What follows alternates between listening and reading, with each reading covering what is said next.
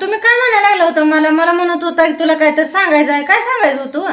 अगं महेश आलता माझ्याकडे ग. बर काय म्हणलं? म्हणत होता ती अंबाबाईच्या परटीचं गाणं आहे ते मुलाला म्हणजे ही झालंय काय तर देवाचं म्हणजे निघलंय. मग मला काय एवढं फिक्स माहित नाही ती सांगत होतं आणि तिने पण थोडक्यातच सांगितलं मला एवढं सगळं सांगितलं नाही. म्हणलं देवाचं गाणं निघलाय ती परटी नेऊन सोडावं लागते नवीन आणावं लागते ती उजवावं लागतंय परत ती काय ही करावं लागतंय सगळं म्हणजे परडीचा कार्यक्रम हे करावा लागतो. सुटकातली परडी घरात असल्यामुळं ती त्रास व्हायला लागला गाई त्याला. कसं आहे दसऱ्या पुढं अंबाबाईचा गाणं कळून चुकत नाही मित्रांनो. कसं असतं नाईट आऊट मग हे असलं होतच जातं. मग ती अंबाबाईचेच लक्षण असते ते देवाचं नाही केल्यानं ते असं घडतं.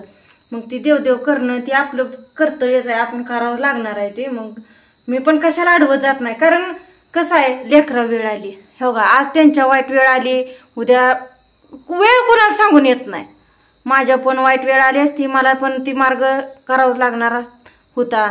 त्यामुळं ही करा तुमची तुम्ही भाऊ माझं ताईचं पटत नाही ना पण तुमचं आपलं कसं आहे ही लेकरा वेळ आली म्हणून करावंच लागणार आहे. ही करून घ्या. त्याच्या मनाचं पण गरज नाही कोणाचं जर झालं तरी करावं लागणार. आपली ताई पण आहे तशीच ती ओमबाई आहे दादी आहे सगळ्यांचंच आहे ग.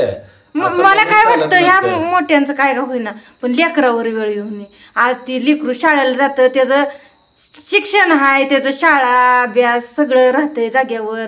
लेकराचं म्हणजे असं हाल उठून ये ना कुणाचं पण असू द्या. मग ती लेकरू मला पण ती काय योग्य वाटलं नाही. तुम्ही म्हणताय ना ती करायचं मला पण कळलं होतं ते त्याचं काय अंगठं काय दुखत या हात उचललं झालंय. मग ती मग सगळं हातावरच अवलंबून आहे. हाताशिवाय माणूस काय करू शकत नाही. त्यामुळं ते जेवढं होता होईल तेवढं घ्या करून.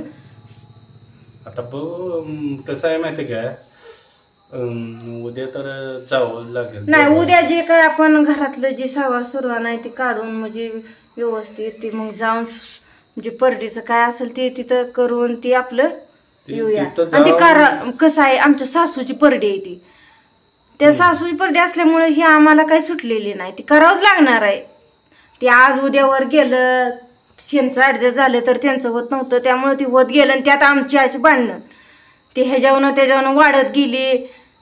भांडणं पण लय चांगली आहे. ते कसं आहे ह्यातनं पण इतकं वाढत गेलं कुणीच कोणाला मिळ नाही की असं टेन्शनच माणसाला टेन्शनच. घरात काय चालू आहे काय नाही कुणी लक्ष दिलं नाही. जी शेतीत नुकसान होत आहे ती पण त्याच्याकडे पण सगळं दुर्लक्ष ह्याला काय अर्थ नाही. तरी मी म्हणलं होतं ह्यांना तरी ह्यांनी पण मला म्हणलं होतं होता होईल तेवढं ग बस उगं वाढवू नको काय त्या वाढवण्यात जरी हे वाढवून पाहिजे असलं तर एवढं उन्हाळा होऊ दे मग घेऊया वाढवून म्हणत होतं. पण ती जाऊ द्या जे करायचं आहे ते आपण करूया. करावं लागतंय आता त्याचं पोरग काय ना आपलं काय असं लेकरू म्हणजे लेकरूच असते ग. कोणाचं जरी असलं तरी हीच होत असते. आणि आपली ताई असती तर आपल्याला देखील वाईटच वाटलं असतं. वाईट म्हणजे काय हे नव्हतं भावाचं तेवढ्या बाबतीत आम्ही कधीच कपटापणा करणार नाही कारण खरंच लेकराच्या बाबतीत कधीच कपटापणा कोण जरी असलं तरी करू नये. कारण कसं असतं ते लहान असतं त्याला काय कळत नसतं ते आपली जायती म्हणून जवळ येत असतं आणि बाहेरच्या लेकरांचं काय नसतं. लेकरं कसं आहे लेकरांचं काय नसतं आणि जाणतीच्या मध्ये पडत नाही ती बोलणं भाषा नसतंच काय लेकरू आहे शेवटी. आपण किती अडवलं तरी ती थांबत नसतं ती येणार जाणार त्याच्यातला ती भाग झाला. त्यामुळं होतं होईल तेवढं लवकर आपलं ती करून घेऊया. घ्यायचंय त्याला म्हणलं आज काहीच बोलत नाही ते म्हणले कारण की पैशाचं सगळं ऍडजस्ट झालं पाहिजे ना. ह्याला काय नाही ती करू आणि खर्चाचा विषय नाही करू आपण ह्यात करून घ्यायचं. आता हे म्हणजे गट बसायच्या अगोदरच गट बसायचं आणि त्यात कसं आहे ते परडीचं पण कसं आहे माहिती आहे का जी सुतकातली सोडून द्यायची ती सोडून देऊन मग ते आपल्याला घट ती रोज असतो नवीनच आणून मग घट बसवावं लागणार आहे. आणि त्यात काय झाले ती हाती न उचलल्यामुळे त्यांना जरा टेन्शन मध्येच होत आहे ना. तुम्ही म्हणत होता असतेच माणूस. आता कोण आपल्याला आलं का आपण फडाफड, तू तर काय का बसती काय, तसं असतं प्रत्येकाचं. झालं तरी कोण सगळं बोलतंय. आणि हे देवाचं गाणं आहे हे कोणालाच माहित नाही. याने नुसतं ह्या बायांपासून भांडणं बिरली. आणि माणसाला कसं वाटतं, अंधश्रद्धा वाटते ही देवाचं ते काय नसतं, पण थोडाफार विश्वास असावं देवांवर पण. मला पण वाटतं, कारण मी पण त्यातनं गेलेली. ह्या परडीचा विषय नाही बरं का, ताईपर पण अशी वाईट वेळ येऊन गेलती एकदा. तिच्या पण जी अंगाला चटती आहेत त्यावेळेस आम्ही भरपूर दवाखाने केलं असं नाही.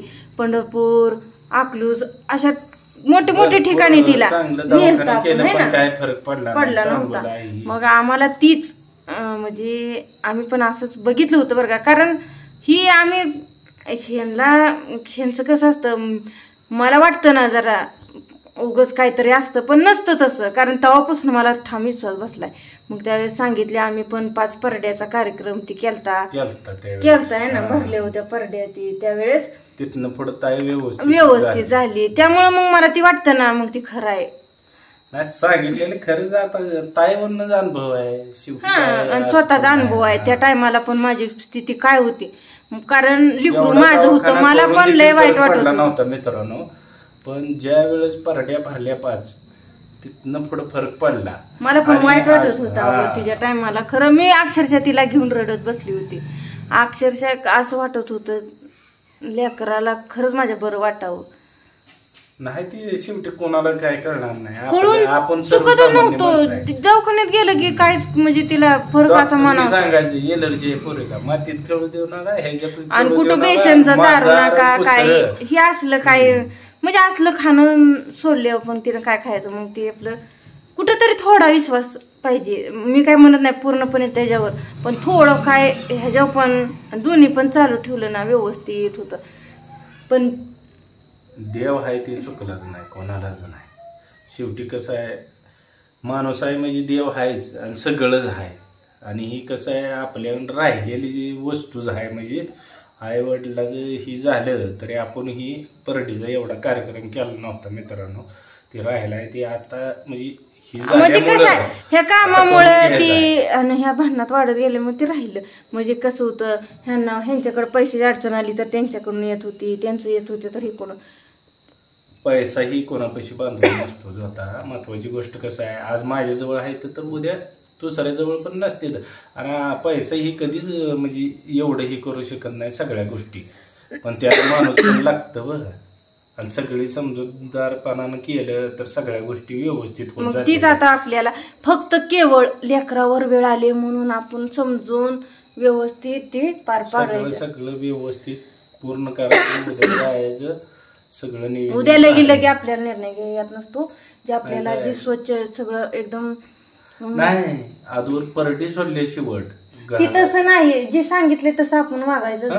तिथनं काय असेल ते आणि ते आम्ही करायला लागणारच आहे. कारण वेळ लेकरावर आली, जाणत्यावर आली तर काय करावं लागणार, पण जास्त वेळ आज लेकरावर आली त्यामुळे ती आपल्याला जे होतं तेवढं उरकावं लागणार.